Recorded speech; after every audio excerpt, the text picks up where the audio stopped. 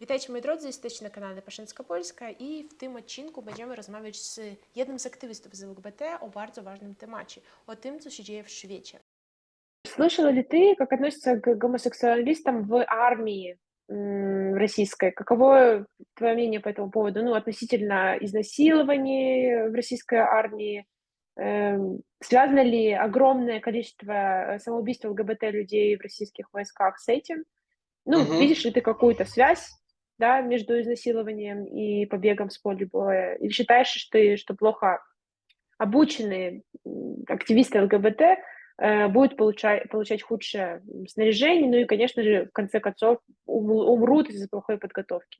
То есть, как бы, с одной стороны, вопрос тяжелый, потому что мы сейчас говорим о людях, которые будут отправлены воевать со стороны России, да, Мгм. в Украину, да, в страну, на которую напали, и как бы это страна-террорист, отправляют туда людей, которые туда не хотят ехать. Как мы знаем, вообще активисты ЛГБТ на территории России — это люди, которые совершенно против этой специальной операции, против войны. Они максимально всеми возможными... Это, наверное, самые активные люди, которые хоть как-то выступают против войны. Они пытаются, они уезжают, они даже если там остаются, они активно ведут эту антипропаганду войны. То есть я так в ответ зрителям, если такие вопросы будут, почему мы вообще это обсуждаем, потому что это важно. Потому что это, наверное, единственная, может, не единственная, но одна из самых активных ячеек общества, которые внутри страны действуют против войны. И сейчас они, мне кажется, нуждаются в помощи. Итак, что рассказать можно было бы о людях, представителях секс-меньшинств в армии? Ну, говоря о них, можно сказать, что до нее они могут не сталкиваться с такой ярко выраженной гомофобией в свой адрес, да, потому что как мы представляем армию? То, что происходит в армии, остается в армии. Лучше об этом не говорить, лучше об этом не вспоминать. У Мгм. меня были друзья, был личный короткий опыт. И обычно, когда ориентации в армии признают, оскорбление становится обязательной частью как бы жизни данного представителя. В армии существует так называемый актив. Не знаю, слышал ли ты об этом или нет. Актив в армии — это агрессивные ребята, то есть агрессивные парни, которых командиры используют, чтобы поддерживать порядок и иерархию. Для Мгм. этого им необходимо просто кого-то гнобить, запугивать, бить. Ну, делают это в разный способ. Мгм. И травят в основном тех, кто чем-то отличается. Мальчика из глубокой деревушки, который плохо говорит по-русски, например, Мгм. нечистоплотного сослуживца или, например, гея, да? То есть тема, которая сейчас актуальна, о которой мы с тобой говорим. Мгм. Многие даже нейтрально наставленные по отношению к таким людям сослуживцы присоединяются к травле, чтобы самим не стать жертвой актива, верно? Потому что Мгм. ну, это, наверное, какое-то психологическое. Мы пытаемся атаковать, чтобы защищаться самим. И в конце концов фразы «а давайте его опустим» или же благосклонное «ладно, пусть живет» становится сопутствующей мрачной просто повседневностью. Также в армии, Ира, имеется место с промывкой мозга, из того, что я знаю. То есть командиры, в свою очередь, регулярно рассказывают про злобную НАТО, нацистов в Украине, а также в красках описывают свои перестрелки на Донбассе. И Мгм. неудивительно также слышать, что после дембеля, ну, то есть дембель — это выход из армии, то есть уже когда ты отслужил, имеется риск заражения такой же токсичной маскулинностью, то есть приобретение новоиспеченных убеждений, где мужчина исключительно добытчик, а женщина исключительно хранительница домашнего очага, и иначе быть не может, из-за чего наше общество просто не может, не есть такое, то есть является таким стойко глупым, нет этой волны информации, которую мы можем как бы поглощать, потому что у нас есть какие-то уже закоренелости, верно? Мгм. И, в общем, единственный способ не столкнуться с гомофобией в России, в армии или не в армии, мне кажется, порой кажется, что это просто покинуть Россию. Возвращаясь к теме армии, мы это все о армии говорим, да? То Да-да-да. есть, э, как еще, по сути, можно воспринимать изнасилование как не половое сношение вопреки как бы воле, так? М. С применением физического насилия, угроз, ну или использованием беспомощного состояния как бы этого человека. Мгм. То есть, по сути, это даже звучит как тяжелое преступление в полной мере, лишенное нравственности. Мгм. А говоря уже о самоубийствах, то каждый год несколько сотен военнослужащих российской армии заканчивают жизнь самоубийством. И, например, возьмем 2007 год, потому что мне это еще помнится. По официальным данным, самоубийство российской армии совершило 316 человек в течение одного года М. по всей России. И это, Ира, примерно 20-30% небоевых потерь. То есть то, что происходило просто на территории армии в Российской Федерации. Ничего себе. Да, страшные цифры, потому что, ну, понятно почему, да? Да Ну что происходило в человеческой психике в тот момент, когда он дошел до этого момента, что лучше взять нож, гвоздь, петлю или просто где-то откуда-то прыгнуть, чтобы просто это закончить. да. Мгм. Ну да, это, конечно, ужасно. Что ты думаешь о все более частых сравнениях в публичном пространстве российских геев, воюющих на Украине, с так зваными розовыми повязками времен Второй мировой войны? Знаешь, я об этих розовых повязках совершенно не слышал. Ага. Мне кажется, что это связано с чем-то, какое-то обозначение, то есть непосредственно людей, которые являются частью ЛГБТ-сообщества, но я с этим не сталкивался просто в повседневности, то есть мне это не проходило через мои уши, и, к сожалению, у меня нет никакой информации на эту тему. По общественному мнению, особенно среди стран бывшего СССР, русские, гомосексуалисты, воюющие на Украине, отмечаются, плохим или жестоким обращением на фронте. Их командировали так же, как, гомосексуалисты в концлагерях были Мгм. отмечены розовыми повязками на рукавах. А также Мгм. было такое жестокое отношение со стороны нацистов. То есть и они просто обозначались этими розовыми повязками, скажем так, для того, чтобы их гнобили? Ну, думаю, что да, как бы Боже. просто какие-то такие, как это называется, типа, для биты, такие люди, которые, ну, которых просто можно унижать и оскорблять, да, потому что они какие-то Ну не да, такие. по сути, использовали их как мешок для битья или Да, же... да, Ну, интересно, да, почему люди совершают суицид, верно? да, действительно, хороший вопрос, правда. Хорошо, интересно, что ты думаешь о протестах ЛГБТ в России против войны в Украине? Потому что это происходит постоянно, и, как я уже говорила, ЛГБТ-общество в России является одной из, ну, самых таких, наверное, активных обществ, которые постоянно включаются и создают протесты, пытаются выходить на улицы и так далее, и говорят о том, что мы против войны в Украине, что Россия — это террористская страна.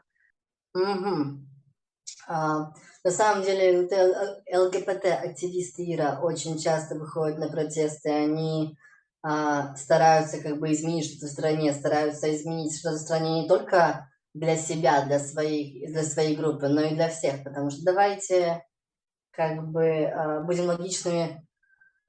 В таком потоке информации мы быстро прознали, что происходило 24 февраля 2022 года в 5 утра, и люди быстро начали говорить об этом как бы по всему миру. Мгм. То есть ЛГБТ-активисты тоже, они включились в этот разговор, они не только включились, они начали говорить, они начали еще и действовать, и начали выходить на улицы, начали говорить, что они против, но кто будет это слушать, если интереснее разбрасываться палками и стрелять набоями? То есть я знаю, я ценю тех людей, которые это делают. Я тоже выходила на протесты. Я горжусь ЛГБТ-людьми, потому что они действительно делают большой вклад в общество не только со стороны пацифической, да, то есть охраняющей, как бы образно говоря, этот мир, мировой, спокойный. Они также делают большой вклад в науку, информационные части, как бы. То есть даже если их окатывают водой и пулями на протестах, они это продолжают делать, потому что они стремятся к тому, чтобы а, показать миру, что можно любить Мгм. в разный способ. Скажи, может, ты знаешь, может, у тебя есть мнение, почему ЛГБТК уважают в Украине и сажают в тюрьму в России? А, ну, смотри, прямо чтобы уважают, а, В Украине как бы однополые контакты легальны с 91 года прошлого века. То есть в 91 году у нас что, разорвался СССР? Кажется, с 31 декабря. Ну и как-то в этом году также в Украине уже появились, как бы разрешены были однополые контакты, но однополые браки законодательно были запрещены. И другие формы союзов как бы не регистрируются. Но это только с правовой стороны. Еще несколько лет назад, Ира, ситуация в Украине была совсем другая. То есть вспомним Киев 13 года. Думаю, ты тоже это помнишь, до Майдана, изменившего ход истории Украины. Еще почти полгода у власти находился пророссийский президент Виктор Янукович. Участникам Прайда всячески угрожали, но они все же выходили, потому что они хотели бороться за любовь, за мир. И, конечно, глядя на кадры из Харьковского Прайд-парада, складывается ощущение, что украинское сообщество сделало большой скачок в вопросе принятия ЛГБТ, да? И действительно, если сравнить с десятилетней давностью, то, конечно, общество стало более открытым и толерантным, что, мне кажется, чем-то вау. И особенно это видно среди молодежи, поскольку это самая открытая группа в данном случае. Они более толерантны именно к данному сообществу, и среди них преобладают нейтрально-позитивные отношения к этой группе людей. И в принципе, мы можем говорить о том, что общество эволюционирует даже как-то. И в данном случае, если говорить о Украине, то особенно в больших городах к этой теме становится не настолько негативное отношение. Хотя все-таки, все же, Ира, Украина, если сравнивать ее, например, с Западной Европой, да, Европой, возьмем там Германию, Амстердам, хотя, подожди, Германию, Францию, окей. То, конечно, здесь есть многие проявления негативного отношения к ЛГБТ-сообществу. Но Украина, в свою очередь, в отличие от других стран, да, ближайших соседей ее, то есть если мы говорим о ценностях будущего, сделала реально большой рывок. И здесь просто в Украине меньше ностальгии за Советским Союзом, меньше пропаганды как бы старых порядков. Того, что сейчас происходит и в Беларуси, и в России. И это предполагает и внедрение новых ценностей и ориентиров. В данном случае как бы открытости. И если мы говорим конкретно о группах с другой сексуальной ориентацией, здесь и есть прогресс. Вот мне кажется, что это как бы достаточно открытый ответ на твой вопрос. Извини. Это было насчет Украины. А насчет России. Почему в России к людям этой группы применяют как бы такие действия, вроде сажают и все такое? Я думаю, что это происходит ввиду нескольких факторов, типа возраста, потому что представление о мире и представление об открытом обществе между старшим и между молодыми поколениями как бы совершенно разные. Также имеется фактор места пребывания, то есть в большом городе больше возможностей для и представления своих интересов, да, и изучения других групп. И здесь есть возможность именно контакта с другими группами. Ну и третье, наверное, Ира, это принятие каких-то других культурных ценностей и даже целой группы. Чего в России как-то у них слабо это идет. Ну да, это правда. Вот что ты думаешь насчет того, правильно ли поступила Уганда, введя анти-ЛГБТК законодательство в своей стране по просьбе России? Как это представляется, такая информация есть, угрожая своим ЛГБТ-гражданам даже смертной казнью. Знаешь ли ты об этой ситуации? Мне кажется, что-то такое слышал, потому что недавно проходила около меня с информацией об этой смертной казни за ЛГБТ, но мне это выдавалось какой-то шуткой, потому что смертная казнь, серьезно, это что, 16 век? Я знаю, что смертная казнь еще существует в Беларуси до сих пор. Это единственная, наверное, страна на территории европейского континента, где еще такое происходит. Ты говорила о Уганде, да? Да, именно Уганда. К чему это ведет? С какой целью Россия решила попросить Уганду, чтобы она ввела такой закон. Мне также кажется, что это было сделано для, например, проверки международного сообщества, потому что, чтобы Россия не сделала какой-то ошибки, пусть эту ошибку сначала совершит совершенно другая страна, в связи с чем Россия останется чистой и невинной, в свою очередь. А ответственность за другую страну они просто не будут брать, верно? То есть ты думаешь, что как бы Россия как бы исследует, тестирует на другой стороне за реакцией мира, смотрит за реакцией мира, что они будут делать, если вот произойдет такое где-либо. Мгм. Ну, возможно, это какая-то превентивный метод, это какая-то подготовка. Мгм. Это может являться какой-то подготовкой к реакции мира. То есть, если они действительно ведут в стране такой как бы ряд таких правил, вводящих смертельную казнь за как бы, информационный поток ЛГБТК+, Мгм. а, даже просто быть в этой группе. Если что вообще будет происходить, как зареагирует мир, как зареагируют международные конвенции, ведь как бы вступят ли они в защиту людей не своей страны. Это политика, возможно, это может являться одним из ходов в долгом пути для это изощренность, скажем так. Мгм.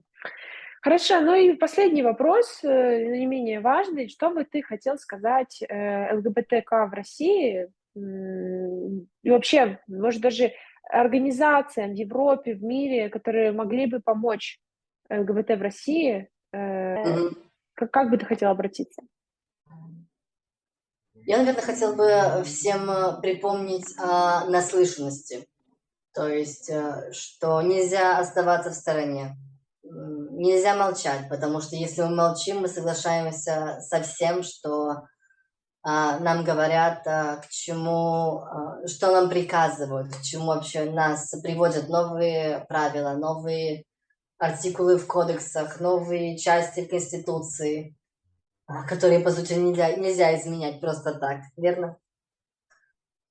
Хочется сказать, чтобы люди больше говорили о том, что им не нравится целью как бы улучшения этого мира, потому что у меня прям слезы накатываются от а, мысли о том, что кому-то можно быть несправедливым. Я воспитывалась совершенно иначе, поэтому что какие-то такие нововведения, которые унижают каких-то представителей сообщества, кажутся мне совершенно недопустимыми.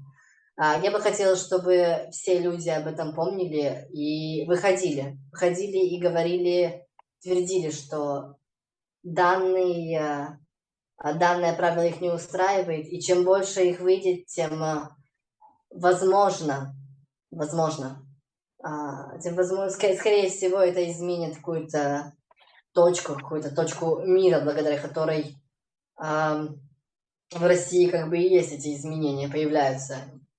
То есть, может, какой-то депутат в конечном итоге не закроет уши, Мгм. верно? Какой-то посол все-таки услышит этих людей.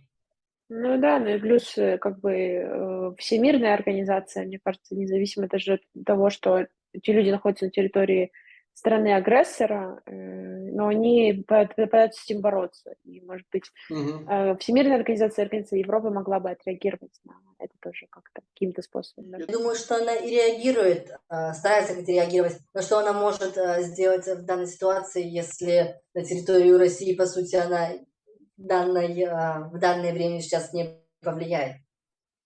То Мгм. есть, Ну да. возможно, вся эта война, как бы, пока эта вся война происходит, можно быстренько поизменять его какие-то ожесточающие как бы, части кодекса, какие-то усилить что-то, потому что, по сути, в эту страну в данный момент никто и не зайдет. То есть можно Мгм. изменить себе много прав, кому-то забрать, кому-то отдать, кому-то присудить, и сейчас просто с этим никто не будет спорить, потому что есть более глобальные проблемы. Мгм. Хотя это не является менее глобальным. Хорошо, Никита, спасибо тебе большое за такую ценную информацию. Мало кто вообще об этом говорит, мало кто об этом тоже имеет столько знаний, как ты. Поэтому спасибо. Я считаю, что мы сделали информативную, хорошую работу. И для тех зрителей, кому эта тема интересна, я думаю, что многие должны интересоваться все-таки. Это касается людей, мы все люди с одной планеты. Даже серьезная та ситуация еще тем, что эти люди не могут выехать. Некоторые люди просто не имеют возможности, да, как люди призывного возраста, мужчины, которые не против всего этого, но просто они не могут выехать. Они находятся в тупике, они находятся в, можно так сказать, тюрьме, они не имеют права ни на что. У них там еще скоро эти права могут забрать совсем. Ну, пока этот законопроект не принят. Ну, в общем, мы говорим о том, чтобы этого не допустили, да, и мировое сообщество, и вообще все. Спасибо, Ира, что дала мне возможность выговориться на эту тему. Действительно, она для меня актуальна, как и то, что сейчас происходит на территории Украины. Я благодарен тебе, что ты выбрала именно меня и что вообще появилась такая возможность. Я рад был с тобой сегодня встретиться, даже если это не было такой более тактильный способ, а больше по видео. Spasiba. I wam dziękujemy, drodzy widzowie. Bardzo się cieszę, że mogliśmy spotkać i porozmawiać o takim ważnym temacie, bo przecież to, o czym porozmawialiśmy dzisiaj, jest jednym z najważniejszych, z ważnych sytuacji w świecie, które się dzieją i musimy o tym rozmawiać, pamiętać i działać, żeby nie było w przyszłości takich problemów. Dziękuję i do zobaczenia, do następnego filmu.